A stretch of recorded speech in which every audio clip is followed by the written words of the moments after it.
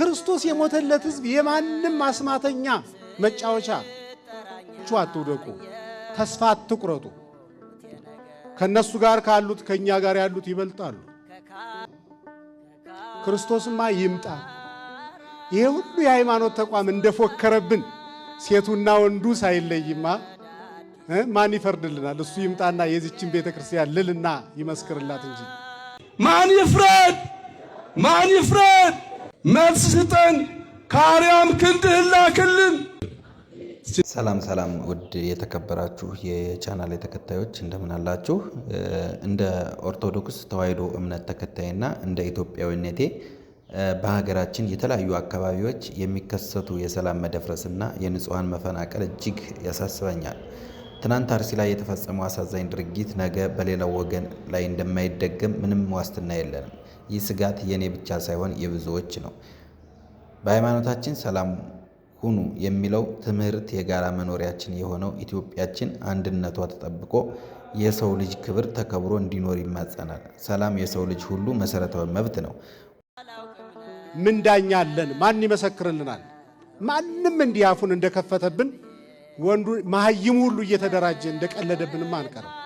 መድኃኔዓለምማ ይምጣ ይምጣ።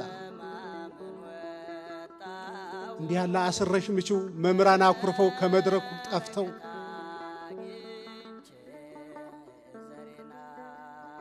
ምላሳሞች ተደራጅተው ጉድ ሲሰሩን መድኃኔዓለምማ ይምጣ። በተስፋ እንኖራለን። የመምህራን እንባ ሳይታበስ ድሮስ ምን ሰላም አለ? እየተጎላደፈን ቢሆን ምላሳቸው ወልድ ዋሂድ በተዋህዶ ከበረ ብለው ያስተምሩ የነበሩ መምህራን ናፈቁን። ማን መድረክ ይሰጣቸዋል?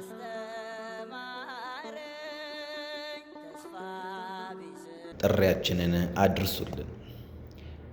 ለሀገር ወዳድና ለኦርቶዶክሳውያን የጸጥታ አካላት በብልጽግና ስርዓት ሀገራችንና ነባር እምነታችን መጥፋት ከጀመረ እነሆ 8 ዓመታት ተቆጠሩ።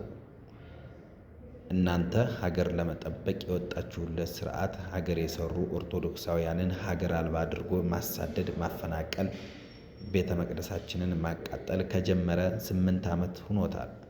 ሀገር የሚባለው በአንድ ሀገረ መንግስት ጥላ ስር የሚኖሩ ህዝቦች በነጻ ሕሊና ፈቃዳቸው መርጠው የሚያምኑትን ሃይማኖት ማምለክ የሚችሉ ህዝቦች፣ ማንንም ያላገለገለ ሁሉን ያቀፈ ስርዓተ መንግስት ያላቸው ህዝቦች፣ ትናንትን የሚያቀብል ሕያው የታሪክ ምስክር ያላቸው ህዝቦች፣ የተከበረ የታፈረ የሀገር ወሰን ዳር ድንበር የሀገር ስያሜ ያላቸው ህዝቦች፣ ያልተበረዘ ያልተከለሰ ያልተዋሱት በራሳቸው ያፈለቁት ቅብብሎሻዊ ባህል ያላቸው ህዝቦች፣ ከትውስት ንጹህ የሆነ ሰውን ሁሉ ማኖር የሚችል እሴት ያላቸው ህዝቦች፣ የእውቀት ማስተላለፊያ መንገዶች፣ ፊደል፣ ቁጥር፣ የራስ መገለጫ ፍልስፍናዎች ያላቸው ህዝቦች፣ የዳበረ የተኖረ ራስ በቅ ማህበራዊ ፍልስፍና ያላቸው ህዝቦች፣ ውስጣዊ የሀገር አንድነትና መንፈስ ነጻነት ያላቸው ህዝቦች፣ ሀገር በቀል ሀብቶችን ያነገቡ ራሳቸውን ያበቁና ያነቁ ርቱዓነ ህዝቦች፣ ፍትህ፣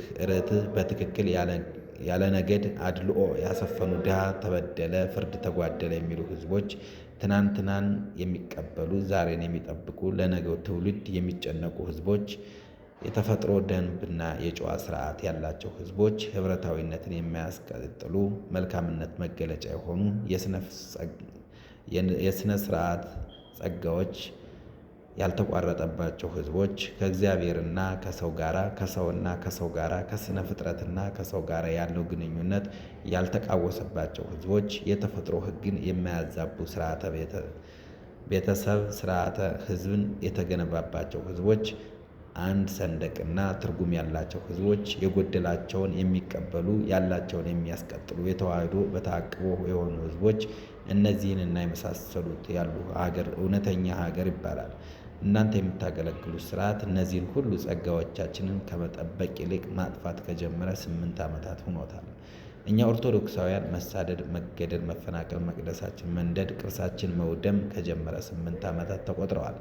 ሀገር ወዳድ ወንድሞቻችን እናንተ የቆማችሁላት ህዝብና ሀገር የትኛው ነው?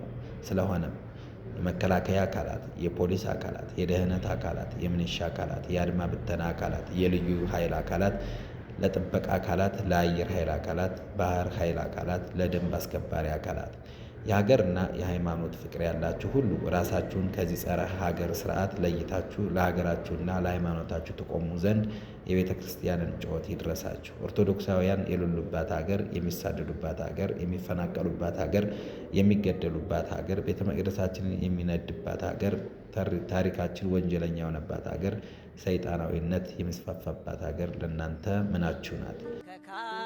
የእስራኤል አምላክ ጋር ነው ጦርነቱ፣ ከኛ ጋር አይደለም። በቅጡ መሆን ብቻ ነው። እኛ በቅጡ ከሆን ነገሮች በሙሉ ቦታቸውን ይይዛሉ። ከመጀመሪያም የዓለም ሰላም በዚህች ቤተክርስቲያን ትከሻ ላይ ነው የኖረ። ከአባት ጆሮ ያረጃል ታሪክ ምስክር ነው። የዚህች ቤተክርስቲያን ትከሻ የዛለለት በበነጋው ወዮልን። ይህች ቤተክርስቲያን አንድ ቢሮ አይደለም የወከለች፣ አንድ ሀገር አይደለም የወከለች፣ ሰማዩን ምድሩን ፈጥሮ የሚገዛ አምላክ ወክላ በዚህ ዓለም የተገለጠች ግን ሰማያዊት ተቋም ናት። እንደ ኦርቶዶክስ ተዋሕዶ እምነት ተከታይና እንደ ኢትዮጵያዊነቴ በሀገራችን የተለያዩ አካባቢዎች የሚከሰቱ የሰላም መደፍረስና የንጹሐን መፈናቀል እጅግ ያሳስበኛል። ትናንት አርሲ ላይ የተፈጸመው አሳዛኝ ድርጊት ነገ በሌላው ወገን ላይ እንደማይደገም ምንም ዋስትና የለንም። ይህ ስጋት የኔ ብቻ ሳይሆን የብዙዎች ነው። በሃይማኖታችን ሰላም ሁኑ የሚለው ትምህርት የጋራ መኖሪያችን የሆነው ኢትዮጵያችን አንድነቷ ተጠብቆ የሰው ልጅ ክብር ተከብሮ እንዲኖር ይማጸናል። ሰላም የሰው ልጅ ሁሉ መሰረታዊ መብት ነው። ወንድማማችነት በመገንባት ልዩነታችንን በውይይት በመፍታት ከጥፋት እንድንታቀብ አሁኑ መነሳት አለብን። አንድ እንንበርከክ፣ ግድ የለም ተንበርከክ ውስጥ ወደ ሥላሴ ሁላችንም እንንበርከክ ሁላችን ሁለት እጃችን አንስተን እንንበርከክ። እግዚአብሔር ይፈርዳል። በቅርብ ቀን እግዚአብሔር ፍርዱን ያመጣል። ሁላችን ወደ ዛ እንንበርከክ። ይኸው ሁላችንም ወደ ሥላሴ እንንበርከክ። ሥላሴ መልሱን እንዲሰጥ እጃችን አንስተን እንንበርከክ። አጋዕዝተ ዓለም ሥላሴ አባታችን መልስ ስጠን፣ ከአርያም ክንድህን ላክልን፣ ፍርድህን ላክልን። ወገኖቻችን አለቁ፣ ደቀቁ፣ ታረዱ፣ ደማቸው ፈሰሰ። ቤተ ክርስቲያን ተሰደደች፣ ተቃጠለች። የስደቱ ዘመን ይቁም፣ ደም መፍሰስ ይቁም። ማን ይፍረድ?